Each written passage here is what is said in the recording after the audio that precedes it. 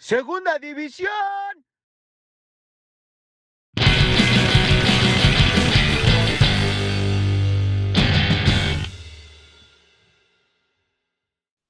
¿Qué tal? Yo soy Jonah y hoy estamos con César Huesca, el maestro César Huesca. ¿Qué onda, mi Jonah? ¿Cómo estás? Gracias por la invitación, ¿eh? Un Bien, bien. rato de no verte, ¿eh? Creo que más de 20 años. Ya, Fácil.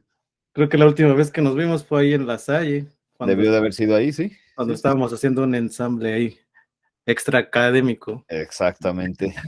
Ahí con el profe, debió de haber sido el profe Bernabé o el profe Salvador, ¿no? Salvador Schroeder. Creo que fue el profe Bernabé. Profe Bernabé, sí, sí, sí. No, pues, uy, estamos Él, hablando del 98. no, bueno, yo no me acordaba en qué año era, pero ya Sí. tiene ratote. Ya. Y aquí andamos, carnal, aquí andamos. Pues este proyecto trata de aglutinar en un lugar a todas las bandas o artistas pachuqueños que han hecho música propia y, Ujú. y pues hoy te toca a ti un poquito compartir tu historia ahí en tu crecimiento en la escena local de Pachuca. Claro que sí, con gusto. Vamos a cotorrear. Eso, Va.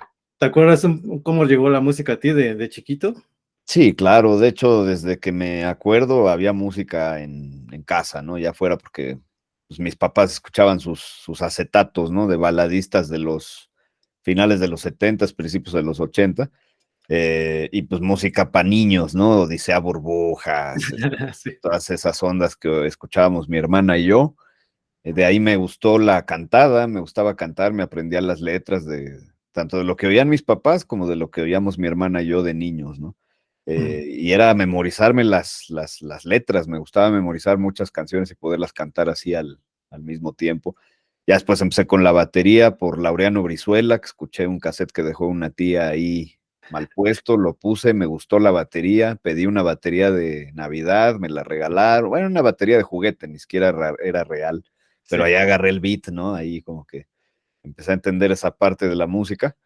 Después ya fue la guitarra, ¿no? Cuando empecé a ver MTV, empecé a ver bandas de rock, sobre todo, era lo que sobre todo Guns N' Roses. Sí, ya más al ratito te voy a contar más a detalle de eso, pero realmente, o sea, cuando empecé ya con la guitarra, yo ya tenía unos 9 años, o sea que hasta mis 9 años ya había un montón de música ocurriendo en mi vida, ¿no? Bien, entonces. ¿Y cuándo es que descubres el rock? ¿A qué edad más o menos y por qué medio? ¿Fue por tu hermana mayor o por, Sí, por mira, fue, MTV? fue un poco ella, porque a ella ya le gustaba Bon Jovi, ya le Ujú. gustaba Aerosmith de repente, Def Leppard, porque en su escuela, más bien en el grado en el que ella iba, ella es 3 años mayor que yo. Sí. Entonces, 3 años, o sea, yo cuando tenía 6, pues, sus amigos de ella ya tenían 9, ya escuchaban cierta música, que sus hermanos mayores a la vez ya escuchaban, ¿no? Entonces era como pasar la costumbre.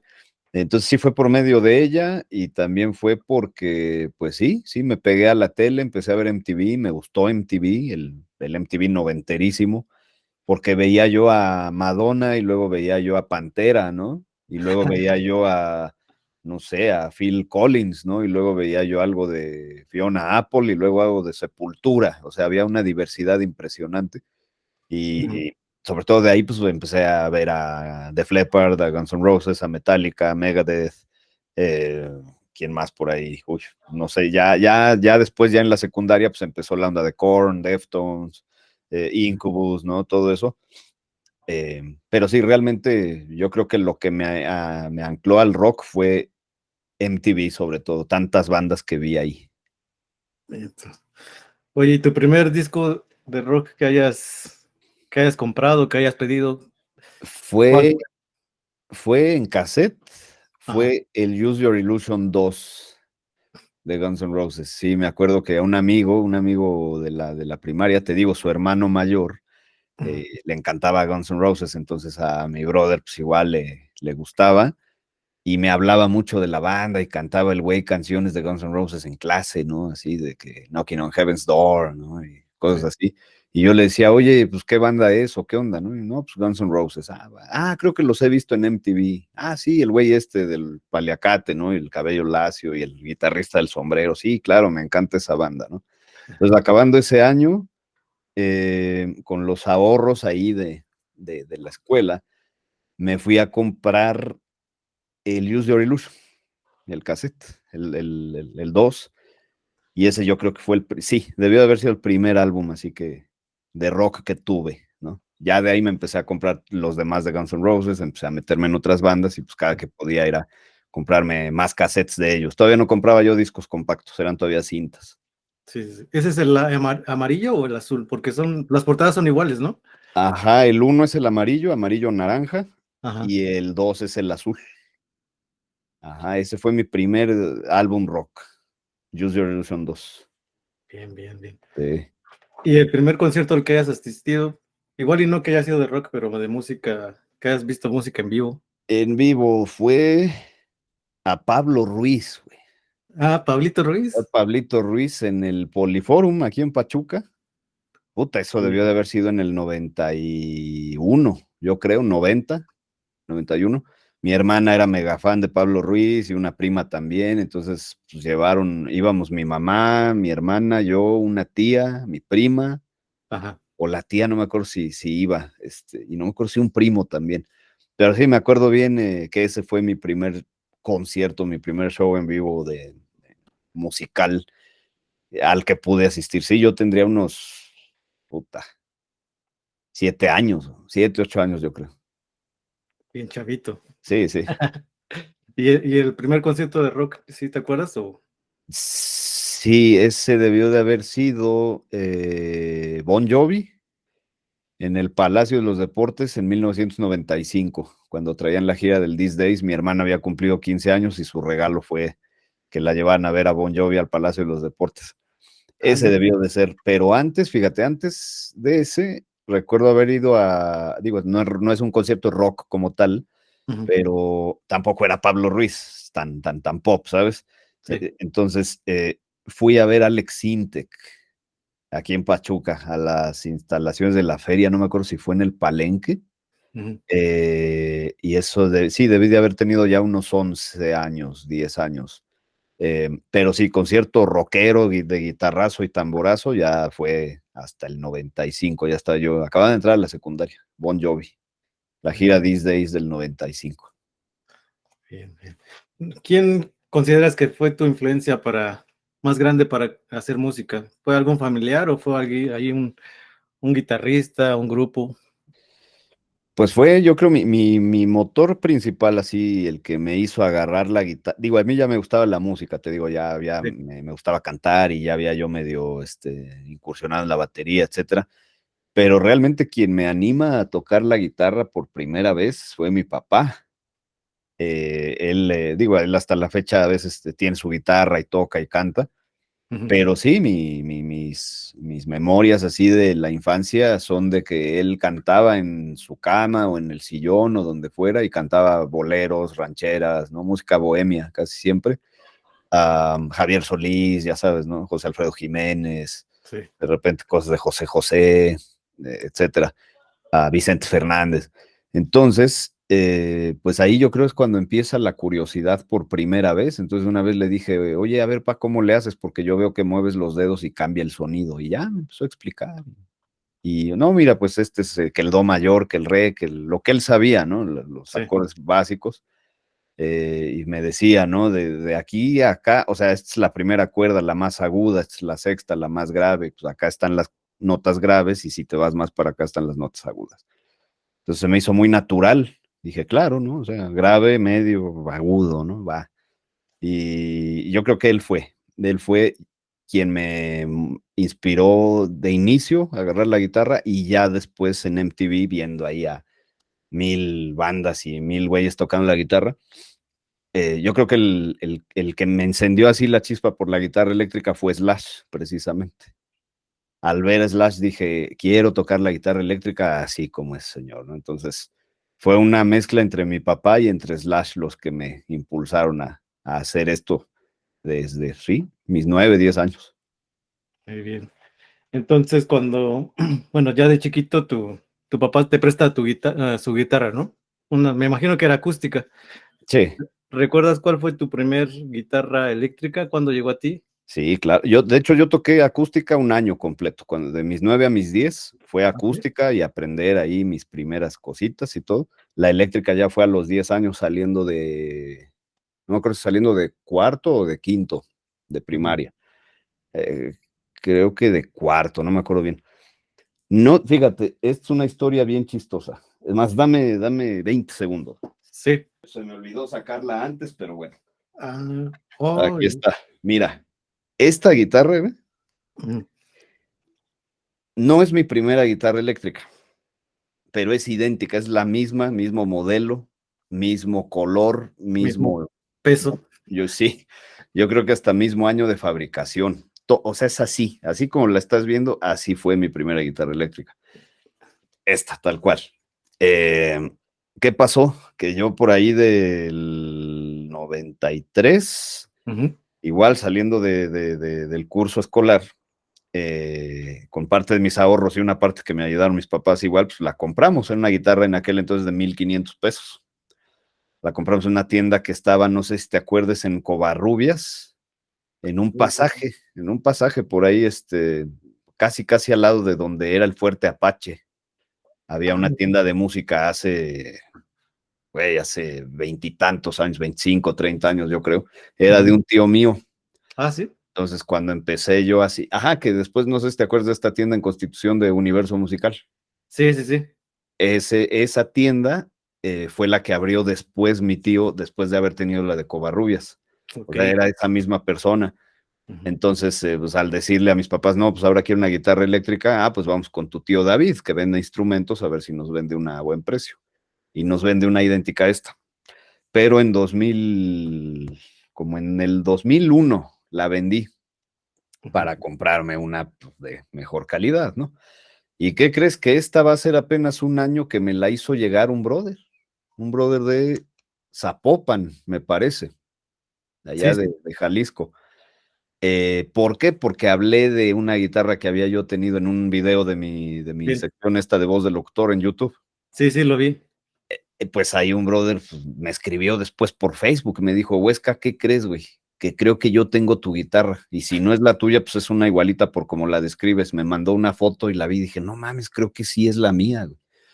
Y me dice, pues, ¿qué crees, güey? Que pues quiero hacerte un obsequio, ¿no? O sea, sea la tuya o no sea la tuya, déjame mandártela, pásame un domicilio y te la envío, güey, pues como en gesto de agradecimiento, pues a tu contenido y todo lo que estás haciendo. Y me la mandó. Y sí, pues cuando me llegó la revisé y por unas cuestiones que trae acá atrás, me di cuenta que no era la mía por estos tornillos, porque yo me acuerdo que a la que sí era mía, le había yo cambiado esos 2 tornillos por unos más largos. Entonces, lo primero que hice cuando llegó es sacarle los tornillos y traerlos de fábrica. Entonces, no es esta, pero pues es idéntica. ¿Nos puedes recordar qué marca es y qué modelo? Esta es es Silver Cadet, más bien, que era una submarca de Ibanez. Estas salieron en los finales de los 80s, principios de los 90, algo así. Y era una submarca, esas de cuenta como una Squier Defender. O la Epiphone, que después era como la submarca de Gibson y así. Sí. Y pues esta fue. Y sí, me la mandó y pues, insisto, no es la mía, pero es como si lo fuera. Qué chingón. Aquí la tenemos. Qué bien. Sí, Y bien sí. cuidadita. Pues así se ve, pero la verdad es que sí tiene ya tiene sus llegues. Yo creo que la mía estaba en mejores condiciones, fíjate. No, pues es que tú las traes impecables, carnal. Sí, sí, las cuido. No te creas, ya antes sí las cuidaba mucho, ahora ya no tanto, y ni siquiera porque no quiera, sino porque como ya las traigo en friega ya desde hace años, pues se van acabando, ¿no? Sí, sí, sí. Es parte del business. Oye, ¿nos podrías contar un poquito por dónde creciste?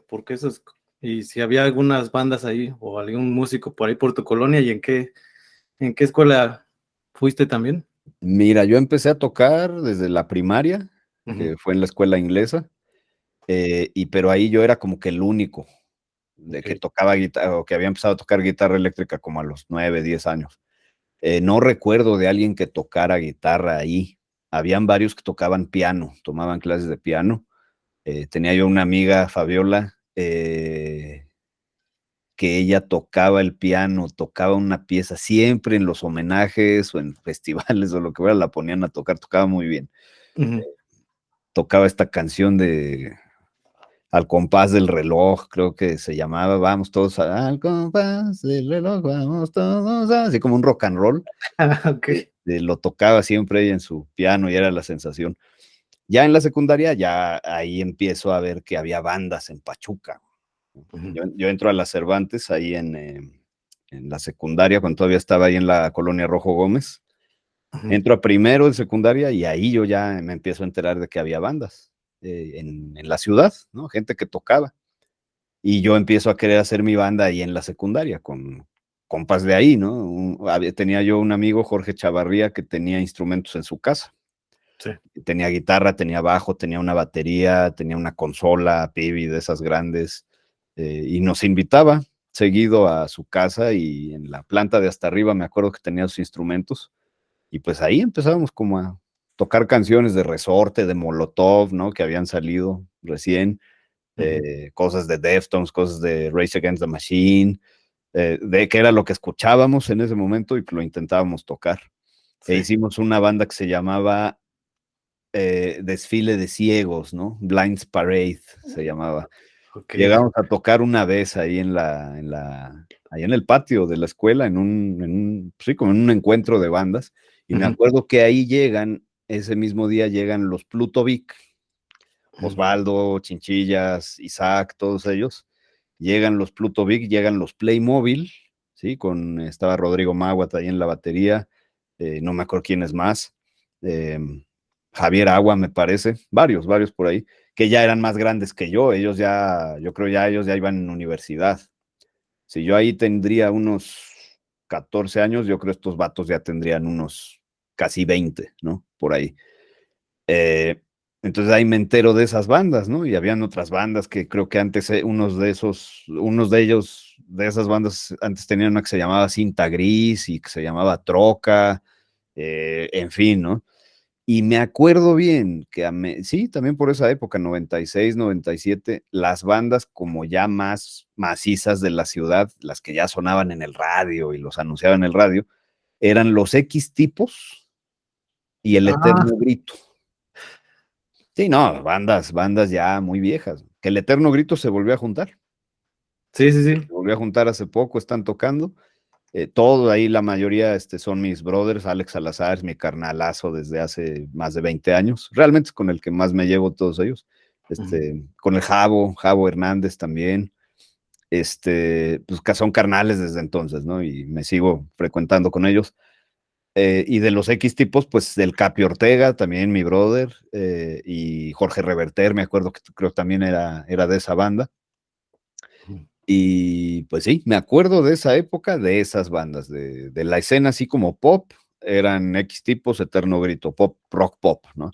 Sí. Y de los ya del new metal, más acá, más pesadón, eran Pluto Vic, Playmobil. Y pues yo te digo, yo trataba de hacer ahí mi luchita con mi banda de la secundaria. Ok. Sí. Y con Desfile de Ciegos, entonces. Con el Desfile de Ciegos, sí. Oye, y tu primer tocada, dejando a un lado esta de que fue en la escuela, Ajá. ¿te acuerdas dónde fue y con qué banda fue? ¿Fue con la misma Desfile de Ciegos o esa ya no tuvo? No, ya no, con ellos nada más tocamos ahí en la escuela. Uh-huh. Realmente no hicimos más de eso porque también salimos de la secundaria y varios se fueron a otras escuelas, ¿no? Sí. Entonces, más bien ya estando en La Salle, formé bandas ahí, que es ya donde te conocí a ti y conocimos a varios compas de ahí, Chava Hernández, al Macano, a quién más por ahí, a Arturo Valdés también. El Pato, había uno que le decían el Pato también ahí, bajista. Sí. Y muchos otros por ahí. Pero realmente mi primera tocada fuera de esa del Desfile de Ciegos fue poquito después, ¿eh? Fue ¿Sí? poquito después todavía estaba yo en la secundaria, iba yo ya en tercero, ya para salir. Ya había empezado a tocar con los Pluto, no me acuerdo, es que tocaba yo, ahí me rolaba entre todos, güey, o sea, Que todos te querían. iba yo a ensayos de Pluto Vic y luego iba yo a ensayos de Playmobil y como tocaban las rolas que a mí me gustaban en ese entonces, pues puta, yo estaba fascinado, yo sentía que estaba tocando con Deftones. Sí. o con Soulfly, güey, algo así, Fear Factory, yo qué sé. Y nos invitan al CENIES a Ujú. tocar a un evento, no me acuerdo de qué.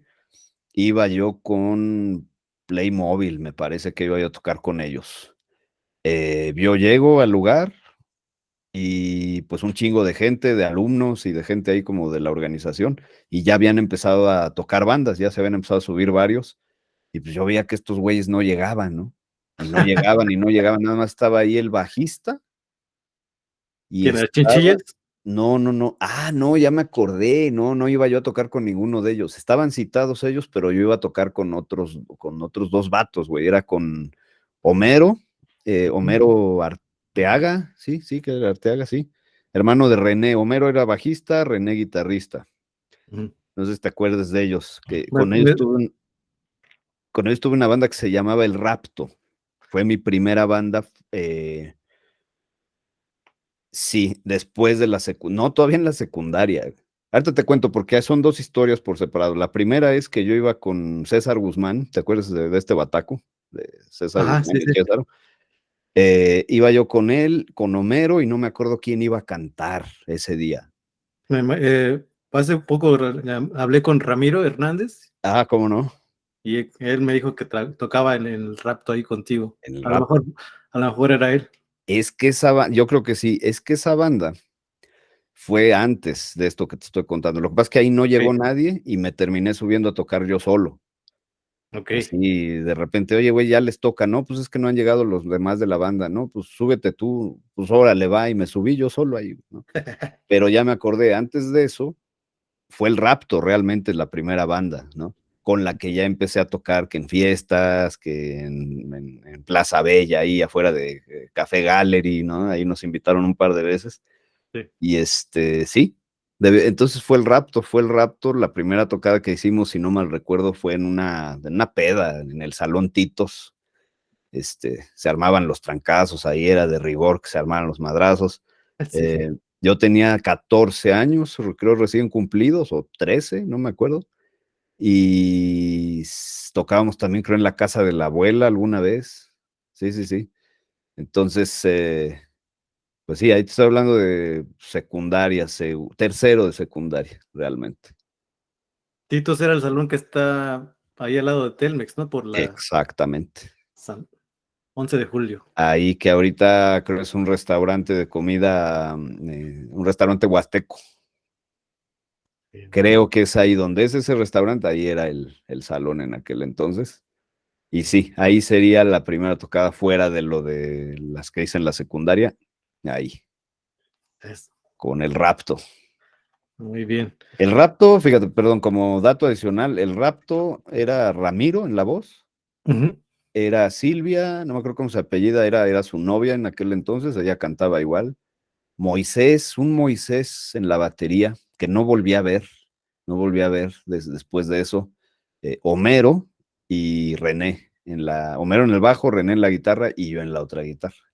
Y yo llego a esa banda porque Silvia era amiga de una prima mía, de otra Silvia, de mi prima Silvia, y le dice, oye, pues yo tengo una banda y me enteré por ahí que tienes un primo que toca, a ver si no le interesará entrar a nuestra banda. Y pues me habla mi prima, oye, Chícharo, pues tengo una amiga que tiene una banda y andan buscando guitarrista, ¿no te gustaría entrar? Yo así de no mames, increíble este pedo, ¿no? Y Sí, sí, fui, empecé a ensayar y fui y todo, y sí hicimos varias presentaciones, pero entrando a la prepa empecé a entrar a otras cosas, ¿no? bien, bien. Sí.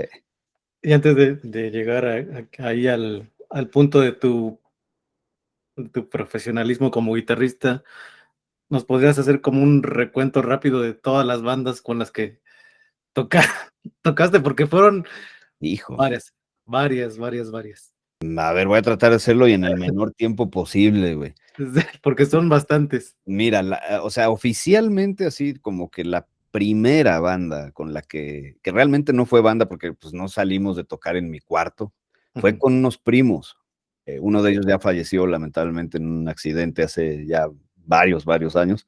Su Ujú. hermano está ahí, pero obviamente no se dedicó a la música, se dedicó a otras cosas. Sí. Pero con ellos tocaba yo pues, música que nos gustaba de MTV, ¿no? Yo en la eléctrica, uno de ellos en el teclado poniendo como loops de batería para tocar encima de eso, y el otro con una guitarra acústica, pues como haciendo el bajo, ¿no? Esa sería, yo creo, el primer ensamble que tuve.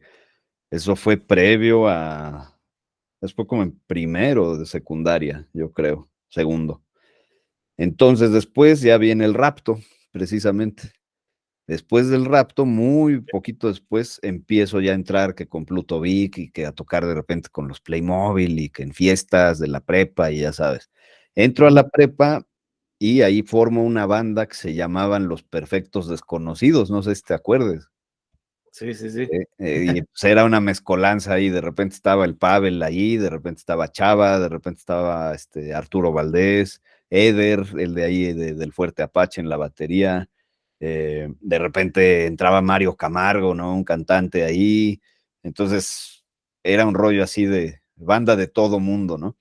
Después de esa banda me hablan los de Natia, en el 99 ya era la banda de Piloto, de Hussein. Sí. Estaba en el bajo de repente Neftalí López, luego estuvo Ebel Zaragoza, luego estuvo el Gabo Jiménez, Mundo Sánchez en el bajo también. Hubo varias como alineaciones. Eso fue Natia. Y Natia sería, yo creo, ya el primer proyecto de mayor alcance al que pertenecería yo, ya por ahí del 99, 2000, y donde pude tener ya como más proyección. Empezamos ya a tocar en otros municipios. Ya no nada más aquí en Pachuca, sino en otros municipios. Empezábamos a telonear de repente a bandas ya pesadonas que venían aquí a Pachuca. Y sí tuvimos como que bastante actividad, bastante alcance. Después viene, me invitan al Chocolate Sexual. Con Julio. Con Julio Morales, su hermano Gustavo, con Salazar, Alejandro Salazar, que era del Eterno Grito, y el vato, ¿no? Roberto Cerón, que estaba en la batería, y que a su vez, pues todos ellos habían pertenecido a otras bandas antes, ¿no? Y esta fue la era del Chocolate Sexual que llenaba cada fin de semana los girasoles, ahí en Revolución. Atascábamos ese lugar de niños, güey, o sea, entraban niños y niñas de 14 años, ¿no? 15, por ahí, se llenaba esa madre, se llenaba. Viernes, sábado, no podías ni caminar, güey. Se llenaba durísimo. Eso fue con el Chocolate Sexual, con ellos estuve como un par de años, después regresé con Atia, después se mete Piloto Operación Triunfo, sale de Operación Triunfo, lo firma BMG, le graban un disco y me llama para ver si quería yo tocar con él en su gira de promoción. Dije, pues órale, va, ¿no? Y ahí es donde ya realmente empiezo a trabajar como guitarrista de sesión. Ahí, eso fue hace 20 años ya.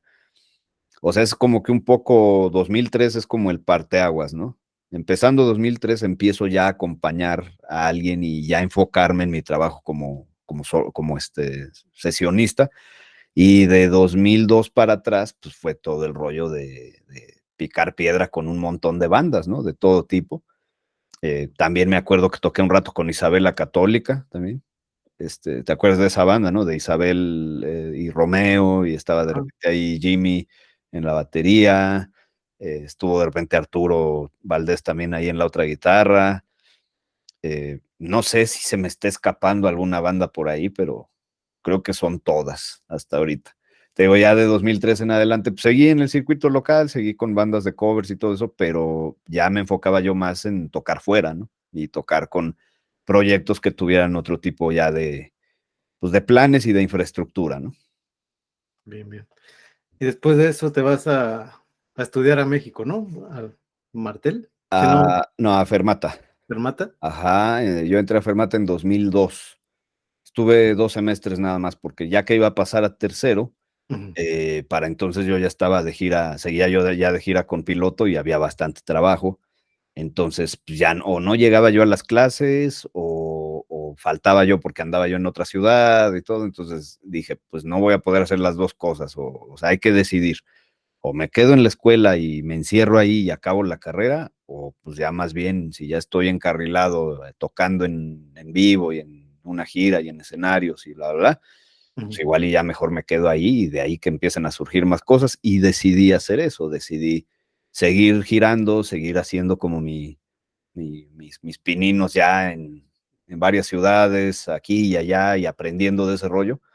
Y pues eso es lo que eventualmente me lleva hasta donde estoy hoy en día, ¿no? Que es seguir haciendo giras y ya en otros países, ya con giras con infraestructuras bastante desarrolladas, más proyección, empiezan a venir los patrocinios y otro tipo de exposición, ¿no? Por supuesto. Sí, sí, sí. ¿Y tú cuál consideras que es ese punto en el que despega tu carrera así como guitarrista profesional? Mira, es por dos partes, es por Ok. dos vías, digamos. Una es la parte del guitarrista de sesión que realmente despega ya recio en 2008, cuando Ok. entré a la gira Una Rosa Blue de Gloria Trevi. Estaba esa gira durísimo, tenía muchísimo trabajo, estaba vendiendo así fechas sold out en todo el país. Yo entré ya con esa gira ya bastante avanzada. Y sería la primera vez que incursiono ya una gira de esas proporciones, ¿no? O sea, ya de tener 15, 16, 18 fechas al mes, ¿no? Yo no había vivido eso, ¿no? Y ya de estar sujeto a una logística, ¿no? O sea, ya de horarios, ¿no? De llamado a tal hora en el aeropuerto y de ahí vuelas a no sé dónde y de ahí vas a volar a no sé dónde, ¿no? Y tocas ahí viajas en carretera, no sé, 6, 5 horas a la siguiente ciudad. Yo no había vivido eso hasta ese momento, ¿no? Eso fue como el acompañante, ¿no? En giras, ¿no? El sesionista. Pero a la par estaba yo también por lanzar mi álbum solista. De hecho, ahí realmente pasa que yo entro con Gloria Trevi y el primer mes y medio de trabajo, pude ahorrar lana, o más bien pude solventarme mi maquila de mi disco solista, gracias a que empecé a tocar ahí. Lanzo el disco y pues había gente que ya me ubicaba de YouTube desde 2006, 2007, se enteran que saco un disco de solista y empiezan a comprarlo, ¿no? Empiezan a pedirlo. Entonces me estaba yendo muy bien por el lado de que mi disco se estaba dando mucho a conocer en la comunidad de guitarristas a nivel mundial, por medio de YouTube y todos los videos que ya tenía yo ahí en línea. Y por el otro lado estaba yo trabajando un chingo con Gloria Trevi, ¿no? Entonces, como que ese año, ese 2008 fue como clave, creo yo, ¿no? Para desarrollarme tanto como solista, ¿sí? Como sesionista, porque ese año y 2009 lo llevé a la par, traté de llevarlo a la par y fue muy bien. Creo que ahí ese fue ese año clave o ese punto clave, ¿no? Del que me comentas. Yo creo que fue ese año. Eso me lleva a la otra pregunta, es los materiales que has grabado. Ese que salió en el 2008 es homónimo, ¿no? Es César Huesca. Ajá, es hasta el momento el álbum solista que he hecho, no he hecho uno más de ese, he sacado sencillos después de eso, saqué 4 sencillos por ahí ya entre 2011, 12, saqué otro en 2018, por ahí, tiene videoclip,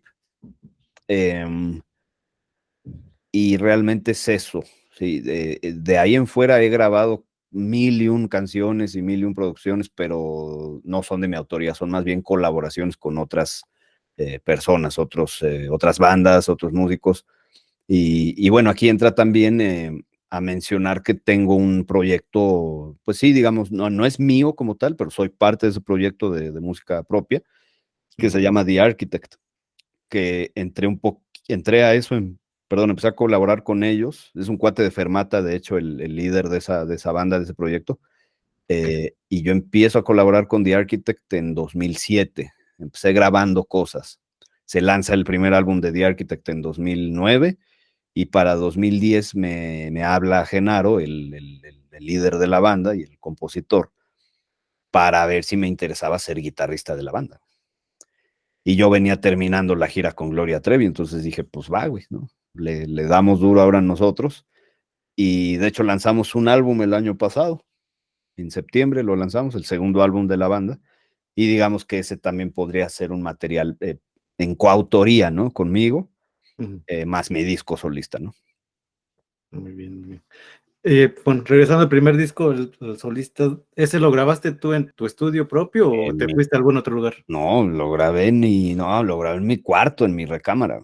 Todavía vivía yo con mis Ah, papás. sí. Sí, ahí grabé todo, ahí traqué todo. Yo lo medio mezclé, pero después dije, creo que no puedo yo hacer todo. Entonces se lo mandé a Toño Ruiz, el guitarrista de Coda, a Cubo, y él lo mezcló. Él lo mezcló y lo manda a masterizar con una señora en Austin, Texas, me parece. Ujú.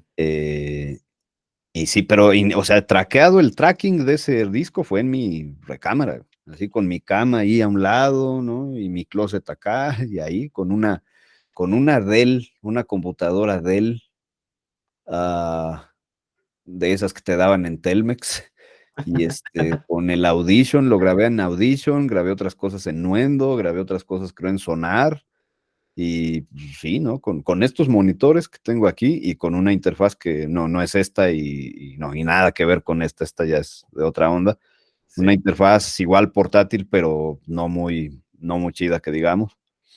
Y con lo que tenía, con mi preamp de la guitarra, con unos pedalitos, con un multiefectos, con eso, ¿no? Realmente aproveché todo lo que tenía a la mano para hacer ese álbum, que sonara de cierta manera. Y pues, sí, digamos que yo me serví solito, ¿no? Para grabar ese material. ¿Te echaste también el bajo o ahí te ayudó alguien? Tocó el bajo en dos canciones, no, en una canción lo tocó Ajá. Neftalí López, y en otra lo tocó Gustavo Morales. Sí, me parece que en esas dos fueron bajistas formales, digamos, ¿no? Y todos los otros temas yo los toqué. Si no me Ok. recuerdo, yo hice todos. O creo que Gustavo grabó otro por ahí, no me acuerdo. Pero sí, el 80% de los bajos en esas rolas lo grabé yo, ¿no? Igual, Ok. así pelón directo a la interfaz, que iba yo a saber de compresores y de preamps, ¿no? Pinche bajo así directo ahí, ¿no? Sí. Y así, te digo, con lo que tenía traté de hacer todo y el bajo me lo prestaron, ni siquiera era mío. Yo nada más tenía guitarras y equipo para guitarra, nada más. Hasta hace poquito te compraste un bajo, ¿no? Sí, sí, está aquí atrás un Player Plus Precision Defender, me lo compré en enero, precisamente me lo compré en enero. Para agregarlo, sí, al arsenal, y digo, todos los guitarristas creo que está chido tener un bajo porque se necesita, ¿no? Ujú. Y también porque yo sabía que iba en algún momento a tener que aprender ciertas cosas en el bajo para precisamente una gira en la que entré recientemente, ¿no? Empezando febrero, arranqué una gira con Kenia Oz y estoy haciendo 5 temas en la gira que está ahorita en Estados Unidos, como nada más estamos yendo el baterista y yo por cuestiones de logística que ya estaba establecida de esa manera. Yo Ujú. estoy haciendo bajo en 5 canciones y Ah, ok. algunos teclados, algunos pianos en otras 5. El resto, pues, es guitarra, ¿no? Me voy a la guitarra, pero sí fue como doble propósito. O sea, comprarme un bajo por si se ofrecía llevarlo a esas fechas donde yo iba a hacer el bajo en algunos temas, pero pues también porque está chido tener un bajo, ¿no? Y nunca había yo tenido uno mío. Sí. Y pues sí, ahí está, ahí atrásito el Precision Plus. Sí. Y ahorita que mencionas que estás en el teclado, ¿recibiste como alguna instrucción, algunas clases o siempre o empírico?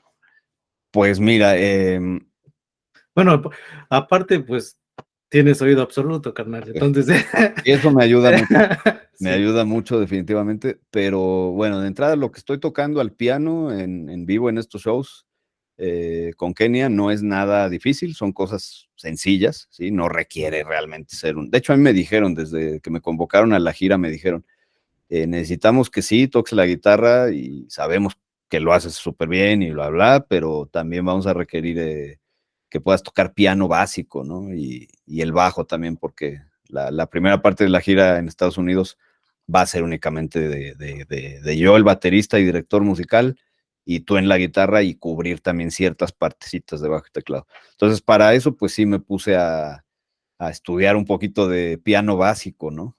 Porque, digo, yo realmente de oído te puedo encontrar las notas y los acordes, pero si me dices, a ver, o me decías, a ver, hazte un fa sostenido menor séptima en el piano, pues no lo podía yo hacer de primera, ¿no? Tenía yo que buscar las notas. Y ahorita ya le llego más rápido, ¿no? Entonces sí, Traté de prepararme de la manera, aunque sea más básica, para poder tocar estas cosas en vivo y sin dudarlo, ¿no? Y saber que donde voy a poner la mano, ahí va a sonar el acorde. Entonces sí estudié un poquito así de lo más esencial, pero sí he estado ahí checando tutoriales en YouTube y todo eso. Sí. Y regresando a tus grabaciones, a tus sencillos, ¿los sigues grabando ahí en tu estudio o tu home studio o ya has entrado a algún Sí, estudio profesional? yo empecé a grabar en estudios en 2005.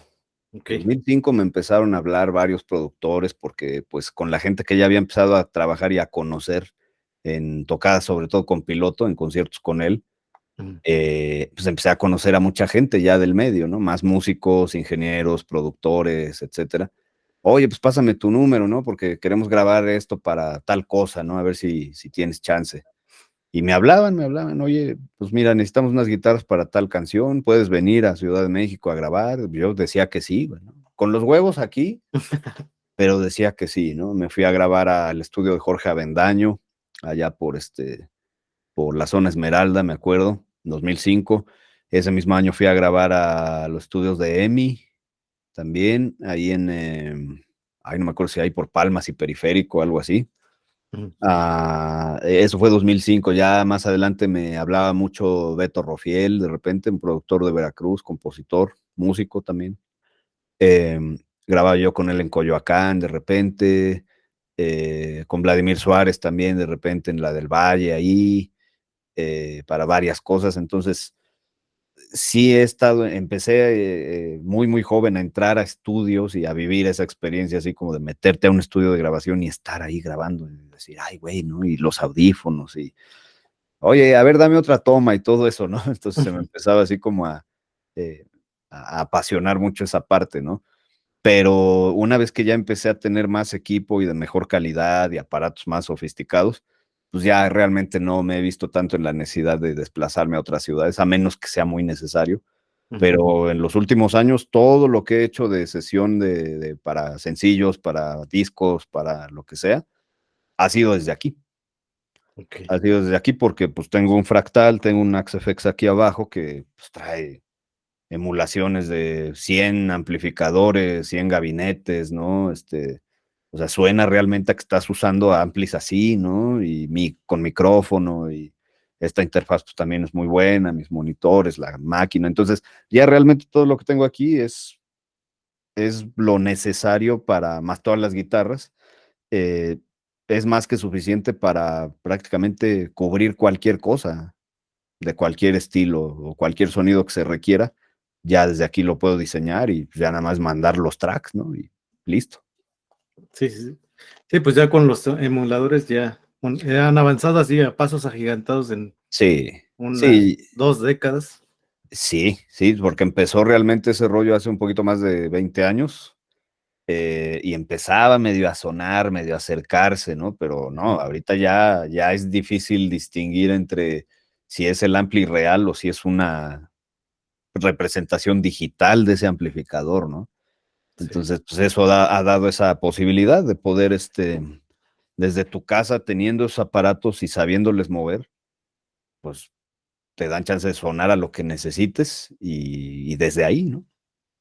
¿Nos puedes compartir, o si te acuerdas, de una tocada que haya salido muy mal Ajá, y la mejor tocada, tanto a nivel local, o sea, una de cada una, tanto a nivel local como a nivel ya profesional? ajá. Híjole, pues mira, te voy a decir la primera que me acuerdo de manera así muy, muy, muy, Viva. la tengo muy presente, Ujú. ese recuerdo de en el año 2000, el 15 de septiembre, que toqué en Plaza Juárez, tocamos Natia en Plaza Juárez. Ok. Esa sería la primera vez que toco ante un público estamos hablando de miles y miles y miles de personas. Recuerdo haber salido hacia el escenario y ver a toda la gente, güey, ahí yo decía, no mames, ¿qué es esto, no? Ese momento nunca se me va a olvidar, pues sería esa la primera vez que sentí esa sensación y esa emoción de estar parado frente a tanta gente, ¿no? Ujú. Y sonar la guitarra y sonar así de grande y sobre todo tocando canciones de la banda. Estábamos tocando algunas que ellos ya habían grabado y que habían sacado en el primer álbum de Natia, pero tocamos también otras que estaba yo incluso ya componiendo junto con ellos. Entonces fue padre poder también tocar algo inédito, ¿no? Digamos. Okay. Me acuerdo mucho de esa, ¿no? De un momento como que muy especial. Y momentos así medios complicados, puta, no sé, Miles. hubo varias así a nivel local, pues que se me iba la luz, que se me voló mi amplificador, ¿no? Cosas así. Pues de repente íbamos a tocar a lugares súper, súper precarios, ¿no? O sea, tocábamos en el lodo, tocábamos en la tierra, acababan los pedales, las guitarras acababan así empanizados, ¿no? O nos llovía y se mojaba todo, cosas así. Y yo creo que hay cosas muy similares también ya a nivel profesional, ¿eh? O sea, por ejemplo, me acuerdo la primera vez de haber tocado en el Auditorio Nacional Ujú. con Gloria Trevi en 2008 y fue lo mismo, ¿no? Güey, estoy tocando en el mismo lugar donde he visto a Satriani 1000 veces, donde he visto a Steve Vai 1000 veces, ¿no? A Dream Theater 1000 veces, a Da Rasmus fui a ver ahí, a Bosé, ¿no? Y esa sensación de estar en ese momento y decir, estoy tocando en ese mismo lugar, güey. Ahora no estoy acá en las butacas, ahora estoy de este lado, pues qué chingón, ¿no? Y toda la gente ahí. Igual esa fue, yo creo, una de los momentos más especiales ya a ese nivel, Ujú. pero también, o sea, también han habido tocadas bien difíciles, ¿no? Por temas de audio, por tema de iluminación, tal vez, por tema de comodidad, incluso. Últimamente ya no he tocado en palenques, por ejemplo, ¿no? Los Es, últimos palenques. Sí, los es últimos difícil, ¿no? palenques. ¿Mandé? Es difícil tocar en Palenque.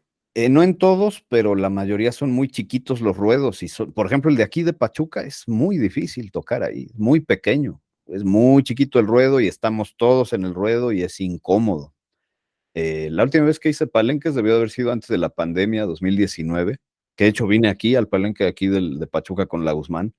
Ujú. Digo, me la pasé de poca madre, pero pues, es un palenque muy chico, ¿no? Tocar en palenques es complicado.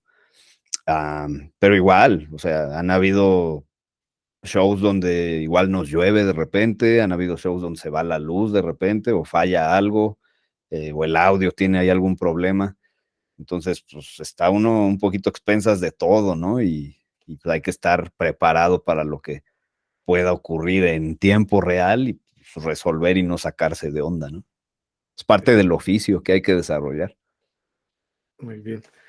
Hay una pregunta que te quiero hacer, tú que ya estás en esos niveles de profesionalismo, que siempre ha salido o sale mucho en estas pláticas que estamos haciendo, Ajá. y es el por qué consideras que la escena local de rock de Pachuca o de Hidalgo no da ese paso para figurar en la escena nacional. Nacional. Por, porque pues hay bandas que tienen o han tenido siempre la calidad Sí, desde hace mucho tiempo, ¿no? Eterno Grito y desde antes con El Espejo de la Abuela. sí, sí. No, hay muchísimas bandas de antañísimo que eran muy buenas, componían muy buenas canciones, sonaban muy bien. Y las hay, hasta la fecha las hay, ya sea de ellos mismos que se han reunido y están tocando, o bandas jóvenes, ¿no? Bandas nuevas, de chavos. Pero pues yo creo que ahí no creo que sea falta de talento, por supuesto que no, o de propuestas, ni mucho menos. Más bien es, yo creo, dos cosas. La primera es eh, que se establecen prioridades de otra manera. O sea, a lo que me refiero es que a lo mejor hay una banda, y me ha pasado, o sea, lo llegué a ver hace 20 años, hace 10, ¿no? Que hay muchas bandas que tienen las rolas, que tienen el material, que tienen la propuesta, pero no es realmente su prioridad el proyecto. O sea, hacen sus rolas, tocan y todo, pero comúnmente hacen otra cosa, o ya viven de otra cosa, o ya se sostienen económicamente de otra cosa, ¿no? Sí. Entonces, lo que veo o que ha pasado a lo largo del tiempo, al menos aquí en Pachuca, es eso, que hay muchos músicos, pero no son músicos de tiempo completo. Tocan y lo hacen muy bien, pero como actividad secundaria, casi siempre. O hubo algún punto donde se tuvieron que dedicar a otra cosa, ya fuera pues sí, por necesidad tal vez, por emergencia tal vez, o por decisión también, ¿no? O sea, bueno, o sea, me gusta la música y tengo mis instrumentos y tengo mi proyecto, pero pues yo me voy a dedicar a lo que estudié, ¿no? Entonces creo que eso es lo que de cierta forma hace que los proyectos lleguen hasta cierto punto y ya, ¿no? Que no está mal, o sea, muchas veces se puede denotar así como que no, pues es que no se dedicó a la música porque pues ya no pudo, ¿no? Porque ya no se le dio, no, pues las prioridades cambian, las prioridades pueden cambiar de un día para otro y creo que ese es uno de los factores, ¿no? Que al momento de establecer prioridades, la mayoría se decanta por otra cosa y dejar a la música como en segundo término, ¿sabes? Sí. Y la otra que veo es que puede haber talento, puede haber capacidad, pueden haber rolas, puede haber propuesta, pero no hay claridad en hacia dónde se quiere llevar eso, ¿no? Hacia dónde se quiere exponer, hacia dónde se quiere dirigir. Entonces, al no haber como una visión clara de ya está tu banda, ya están las rolas, ya está todo, pero hacia dónde más quieres ir, pues se pierden de repente, ¿no? O hemos llegado a perdernos. Digo, a mí me pasó con 2 bandas, con Natia me pasó, con Chocolate Sexual también me pasó, que pues sí están las rolas y sí están las tocadas y todo, pero ¿y qué sigue? Y no sabíamos ni siquiera nosotros mismos qué seguía, güey. Sí, entonces creo que cuando pasa eso es cuando bajan las revoluciones del proyecto y llega otra cosa a la que le tienes que prestar más atención. Y ahí es donde ya la banda que te termina quedando como en segundo plano, de alguna forma. Entonces te digo, no es falta de talento, no es falta de capacidad, de creatividad o de propuesta, etcétera, sino falta de visión un poquito y pues que las prioridades casi siempre se decantan hacia otra dirección. Muy bien. ¿Hubo ahí en tu caso personal, hubo algún momento en el que dijiste o sentiste dejar la música y dedicarte a otra cosa, o siempre tuviste muy claro que eso es lo que querías hacer? Sí, siempre fue. No, dejar la música nunca, ¿eh? Nunca fue así como, no, yo creo que ahí muere. No, no, no. Pero sí llegué a pensar en la música más otra cosa. Sí llegué a pensarlo así. Eh, Me gusta mucho la medicina, todo lo que tenga que ver así como con las ciencias en general me encanta, ¿no? Ujú. Y parte así de lo que es eh, la anatomía, ¿no? Y el funcionamiento del cuerpo humano, de los órganos, ¿no? De los tejidos, de los músculos, del cerebro, de por qué somos esto, ¿no? ¿Por qué tenemos este disfraz? ¿Cómo es que funciona este disfraz? Me ha apasionado toda la vida. Me gusta muchísimo. La neurología, ¿no? Me llama mucho la atención. Todo eso.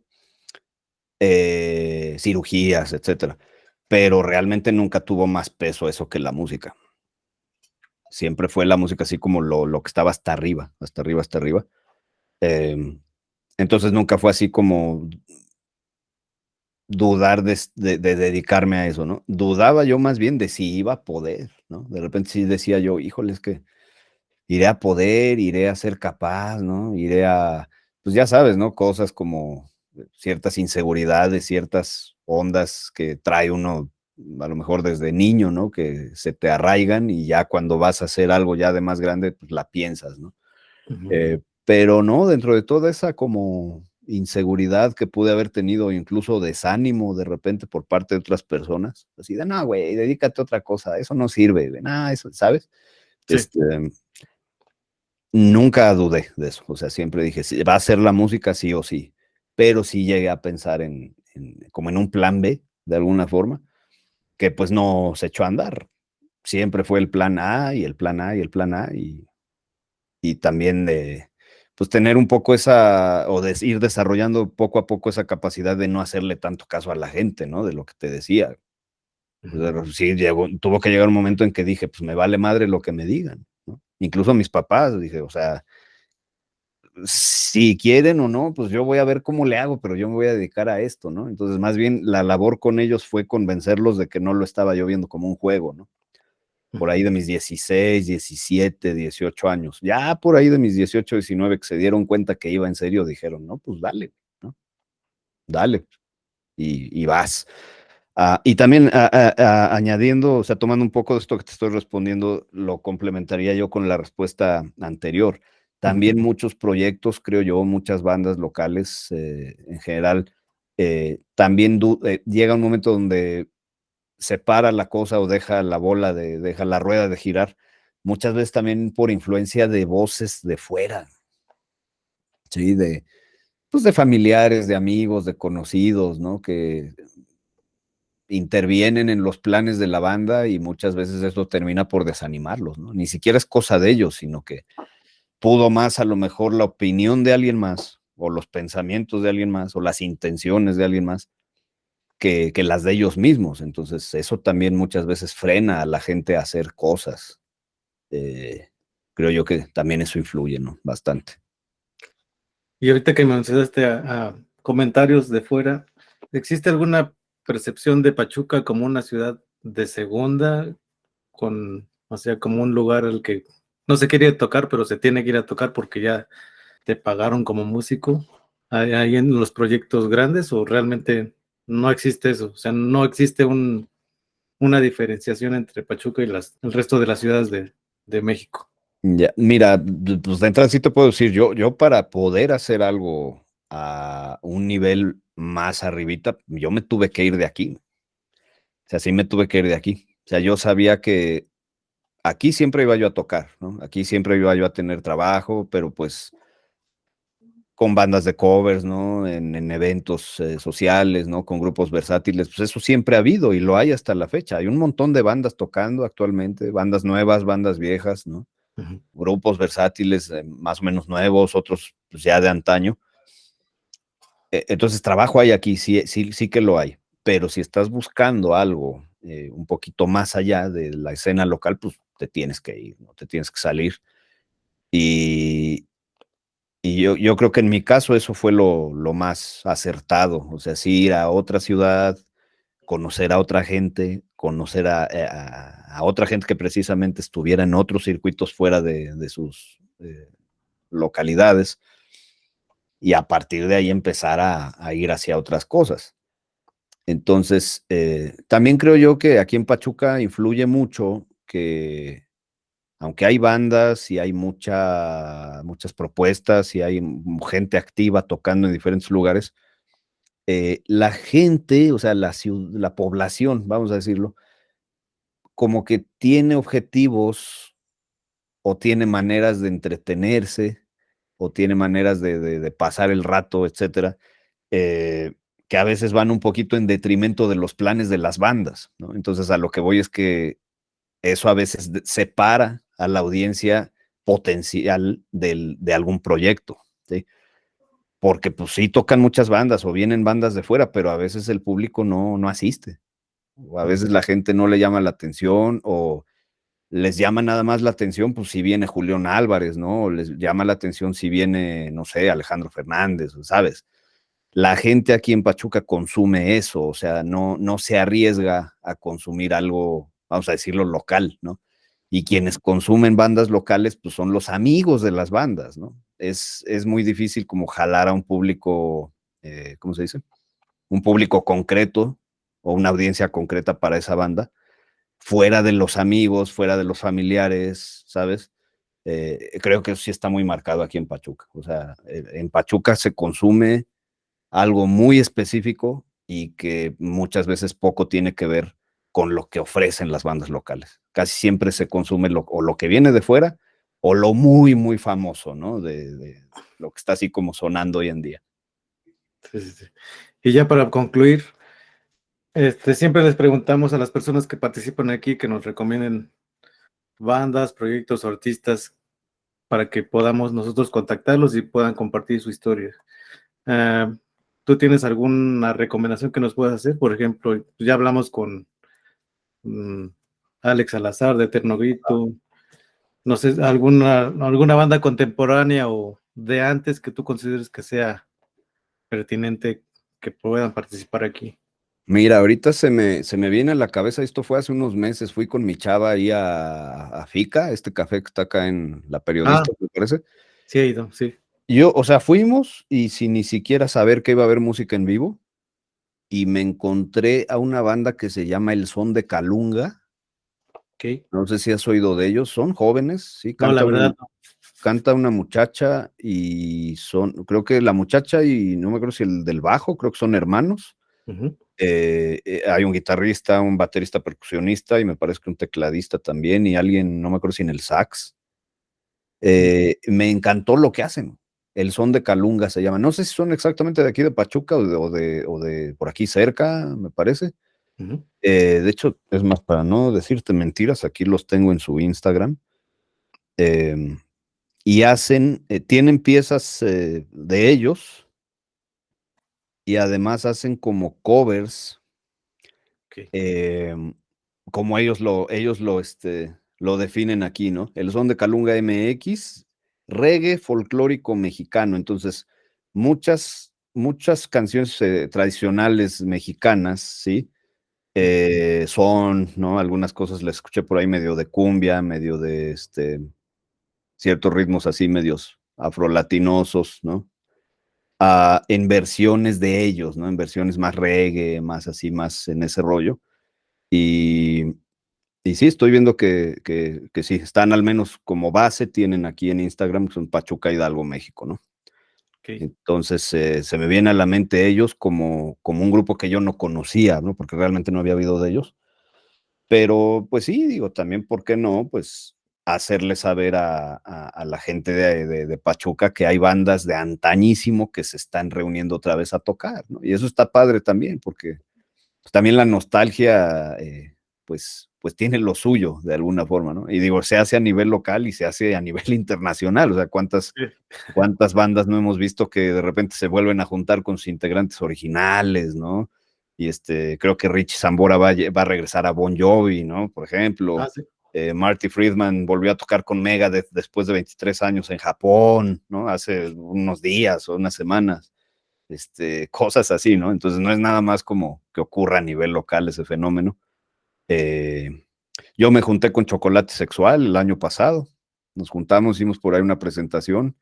Entonces, pues sí, para mí está padre eso, ¿no? O sea, lejos de que sean proyectos nuevos o no tan nuevos o muy viejos, pues está padre que la gente siga tocando, que sigan haciéndolo, ¿no? Ya con la edad que tienen o con los años que han pasado, que eso no les pese y digan, pues yo lo quiero seguir haciendo, lo quiero volver a hacer, ¿no? Y en mi canal de YouTube realmente mi mensaje en la mayor parte de mi contenido, pues es eso, es animarlos un poco a seguir tocando sin necesariamente verlo como que, no, pues es que ya estoy grande, güey, no, pues es que ya estoy viejo, no, pues es que eso era en mi juventud, no, mejor ya no, pues si no pude antes, pues cómo voy a poder hacerlo ahora, ¿no? O sea, forma tu banda si quieres, junta tu vieja banda y toquen aunque sea de repente, ¿no? No necesariamente vas a dejar de hacer tu vida como la venías haciendo o vas a desatender tus responsabilidades o tus obligaciones o tus planes por ahora volverte a dedicar a la música. Haz tu vida, haz tus cosas como lo has hecho, pero si tu deseo es volver a tocar o seguir tocando, obedece a ese deseo también. Eso es a lo que yo casi siempre invito, ¿no? Y siempre lo digo de esta manera. ¿Por qué? Pues porque la música no es un fenómeno exclusivo del músico profesional o el músico de oficio, ¿no? El que se dedica 100% a eso. Pues la música es de todos. Entonces, la música realmente es necesidad del ser humano, no es como que le guste a alguien y a alguien no. La música, o sea, yo no conozco a alguien que te diga no me gusta la música, ¿no? Sí, no. Todos necesitamos de la música. Entonces, pues eso, obedecer a ese deseo, a esa pasión. Si te apasiona hacerlo, hazlo, ¿no? Procura hacerlo lo mejor posible, detállalo lo más que puedas, pero no te quedes con las ganas de hacerlo, Muy bien, César. ¿no? Pues muchas gracias, te agradezco tu tiempo No, un placer, carnal, gracias y un gustazo volverte a ver y pues después de tanto tiempo. reconocer no solo tu talento, sino tu disciplina y tu perseverancia que te han llevado hasta donde estás ahorita. Muchas gracias, carnal. Gracias, Millona, estamos en contacto. Que estés muy bien. Cuídate mucho. Gracias. Bye.